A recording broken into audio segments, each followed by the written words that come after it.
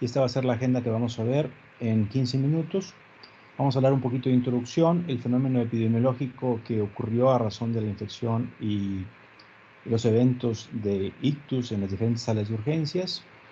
reportes sobre los primeros casos de ictus en la infección por COVID, cuáles son los mecanismos procoagulantes asociados probables o descritos hasta ahora y al final vamos a dar algunas conclusiones. Llevamos hasta el día de hoy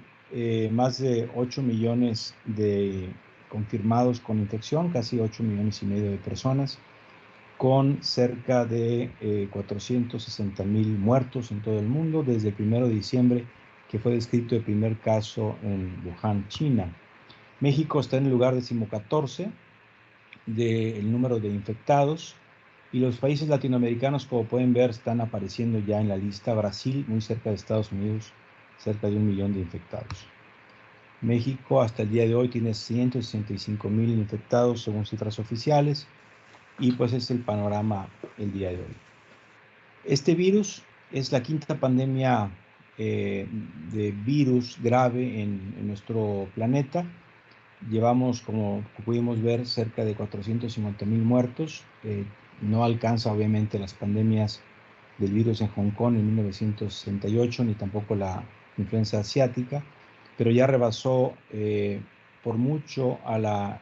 influenza por el H1N1 reciente del 2009. En términos de un brevario sobre las manifestaciones neurológicas y la infección del virus COVID-19, podemos decir que hemos incrementado muchísimo el conocimiento de esta enfermedad desde que empezó como una enfermedad respiratoria manifestada por fiebre, tos, diarrea y fatiga, a lo que ahora mencionamos como síntomas relacionados a enfermedad neurológica hasta en el cerca del 40% de los sujetos. Cada vez vemos que el involucro neurológico es mayor, según la literatura. Entre más grave sea la infección por COVID, es más frecuente encontrar manifestaciones neurológicas, incluyendo las vasculares. Y ya vemos en la autopsia que hay edema y degeneración neuronal primaria, ya hay casos de neuropatía periférica directa por el virus, ya hay casos de encefalitis, y ya hemos identificado de alguna manera en la literatura que el virus ha sido aislado en líquido cefalorraquídeo. Entonces, estamos viendo ahorita una serie, digamos, una serie de Netflix, que apenas vamos en la temporada 1, capítulo 5, 6, hay mucho por ver. ¿Qué pasó con respecto al fenómeno epidemiológico y en el ictus y la infección por el COVID? Primero, que a partir de abril vimos en nuestras salas de urgencias en México, en nuestro hospital universitario, un descenso importante en el número de pacientes que llegaban por un ictus. Y esto en un principio generó varias hipótesis. Probablemente la más evidente era que los pacientes, por miedo a la atención médica en los hospitales, estaban resguardándose en casa. Esto generó una situación grave porque sabemos que el manejo del ictus en la etapa aguda es fundamental para la recuperación neurológica, y los pacientes no estaban yendo a los hospitales para su atención, y vimos esa caída en la línea roja desde abril hasta todavía estos días, que ya se ha ido recuperando lentamente. Esto fue descrito primero en medios no oficiales como periodísticos, en donde en Nueva York, por ejemplo, hablaban de qué estaba pasando con los infartos al miocardio, que no iban a los hospitales, dónde estaban todos estos pacientes, y esto fue descrito a principios de abril también, casi en forma simultánea como lo veíamos nosotros en México. Y lo que estaba ocurriendo era que los pacientes estaban siendo atendidos por infarto al miocardio en sus domicilios, con un incremento, según este medio periodístico, de más del 800% de infartos al miocardio atendidos en sus hogares. En el 25 de abril extienden el número de pacientes no solo a los infartos al miocardio, sino también los infartos cerebrales, que no iban a los hospitales. Los pacientes estaban siendo atendidos en hospitales, pero ya graves, y seguramente ya la gran mayoría fuera de ventana terapéutica. Esto recientemente se publicó en un país latinoamericano, en la región de Joinville, en Brasil, en donde vemos cómo los pacientes que tenían infartos cerebrales y ataques isquémicos transitorios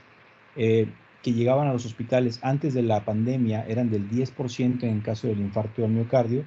y bajó al 6.3% de los ingresos hospitalarios, y cómo los pacientes con déficits neurológicos menores, con NIH bajos de 0 a 5, también habían reducido en las llegadas a urgencias. Es decir, Se mantenían los pacientes con escalas altas del NIH, es decir, con mayor deterioro funcional, acudiendo a las salas de urgencia, pero los ataques isquémicos transitorios y los infartos menores o los infartos con menor déficit no iban a las salas de urgencias por esta razón. También en la literatura podemos ver que las características de los pacientes que tienen COVID positivo, infartados en cerebro, como aquellos que tenían COVID negativo, no eran exactamente iguales. Y podemos ver en esta publicación cómo los pacientes que llegan por infarto cerebral y COVID positivo son menores en edad, tienen por lo menos 8 a 10 años menos que los pacientes normales con infarto sin COVID que llegaban a las salas de urgencias, en esto de Nueva York, cómo eran pacientes que llegaban con escalas del NIH más altas, es decir, con mayor déficit funcional, y se caracterizaban por tener marcadores inflamatorios elevados, dímero D altos, arriba de 1000, con un promedio de 3900, y que se incrementaban en el transcurso de los primeros días a cifras por encima inclusive de las 10.000 unidades. Vemos también cómo era más frecuente que los médicos utilizaran terapéutica de anticoagulación, veremos más adelante por qué, y cómo los infartos criptogénicos, es decir, aquellos en donde la etiología no podía ser definida, fue mucho mayor, 65%, cuando lo habitual era tener un 30% en los de COVID negativos. Es decir, parecía ser que la infección por COVID estaba añadiendo una etiología más, probablemente por fenómenos procoagulantes, y había muchas lesiones embólicas de origen desconocido en esta población. Esto ha motivado el hecho de que el COVID empezó a ser cada vez más común, en que hay una gran cantidad de pacientes asintomáticos, en que la posibilidad de que hubiera una coinfección por COVID podía ser, en primer lugar, por serendipia y en segundo, porque era realmente una causa directa del infarto, que se tuvieron que tomar varias medidas para la vigilancia o el cuidado de los pacientes en urgencias. Un grupo de neurólogos escribimos algunas recomendaciones y probablemente lo más importante de esta recomendación publicada en el International Journal of Stroke es básicamente considerar al paciente que llega a urgencias como un potencial COVID siempre, tener los cuidados de barrera y de manejo de las medidas ya mencionadas en la plática anterior, como el uso del cubrebocas, usar gogles o usar careta con guantes. Y una recomendación que se daba en forma muy temprana gracias a la experiencia europea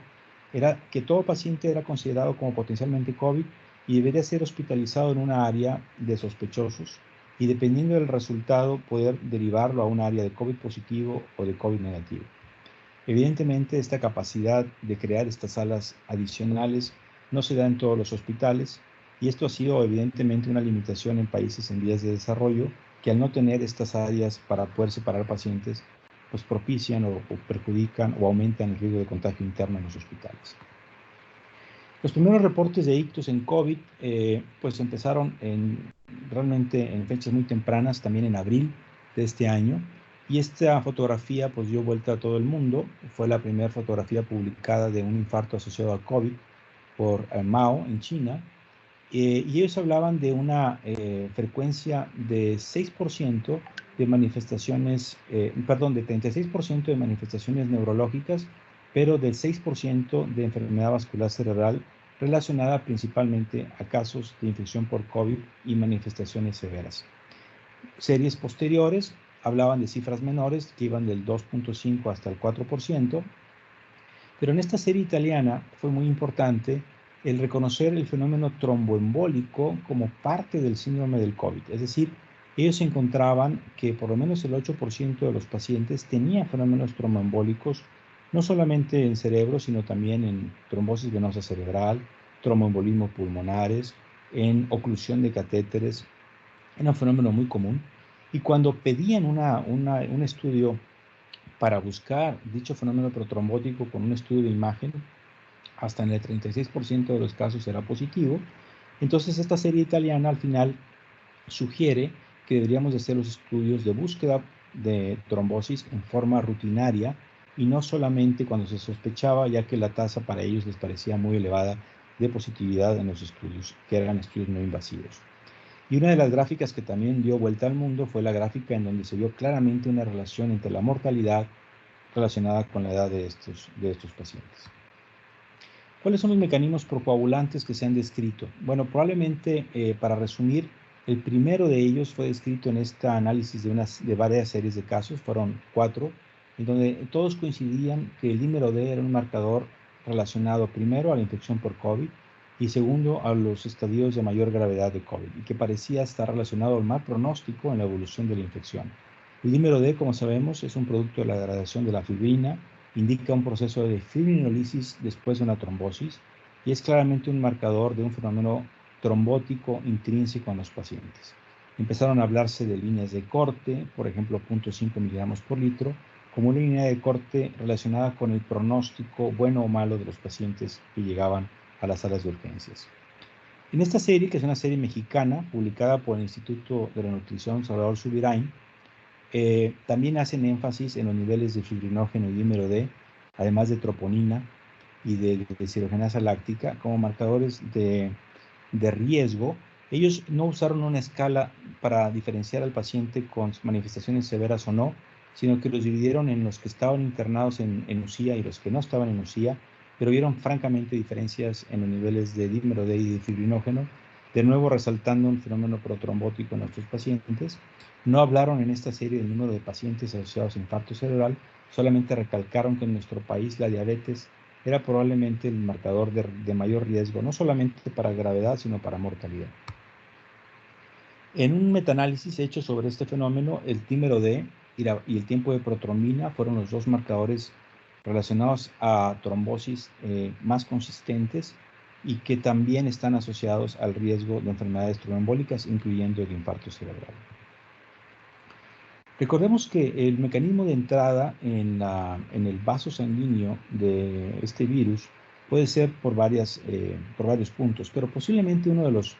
que más se han estado actualmente analizando es la entrada directa a la célula endotelial a través de este receptor ya mencionado, el receptor de la enzima convertidora de la angiotensina 2, que requiere una proteasa transmembrana para entrar a la célula endotelial. Y es la misma célula endotelial, que es un órgano disperso en todo el organismo, provoca una producción muy acelerada de interleucina 6, así también como de otras interleucinas como la interleucina 2, que provoca directamente la activación de la línea citotóxica de los linfocitos T, y esta a su vez una cascada protrombótica mediada por complemento. De tal manera que pareciera ser que este fenómeno protrombótico pudiera ocurrir prácticamente en todo el organismo mediado por las células endoteliales. Y cuando estudiamos el endotelio y el virus COVID-19, se han encontrado ya las partículas virales al interior de las células endoteliales por microscopía electrónica. Es evidente que el endotelio puede desencadenar este fenómeno procoagulante en diferentes sitios, pero además también fenómenos apoptóticos,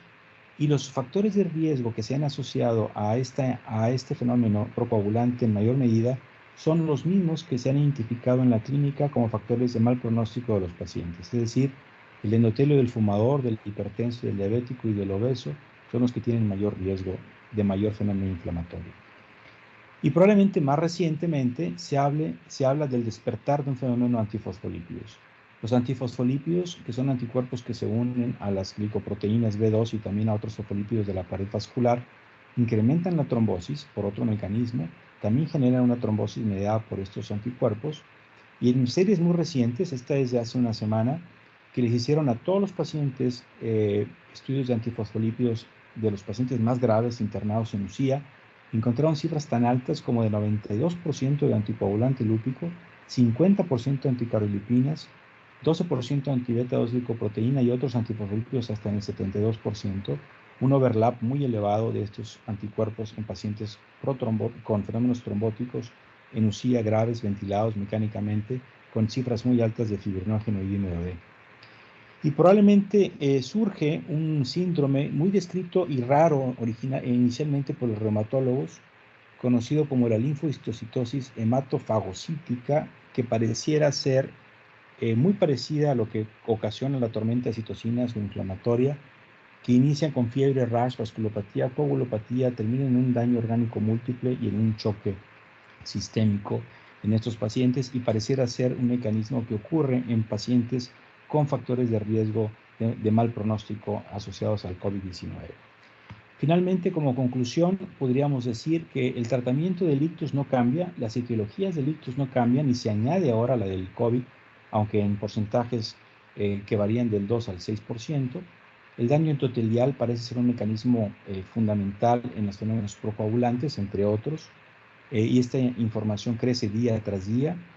La anticoagulación profiláctica se usa prácticamente en todos los casos que se han publicado. Aún hay controversia sobre cuál es darle anticoagulación formal, aunque se hace frecuentemente en los pacientes cuando ya hay fenómenos trombóticos. No se sabe a ciencia cierta cuáles serían los marcadores que deberían de ayudarnos a tomar la decisión de un tratamiento temprano en términos antitrombóticos. Y definitivamente nos falta identificar factores pronósticos que nos permitan poder conocer cuáles son los pacientes que harán esta tormenta inflamatoria y prevenir los casos de mayor gravedad. Gracias.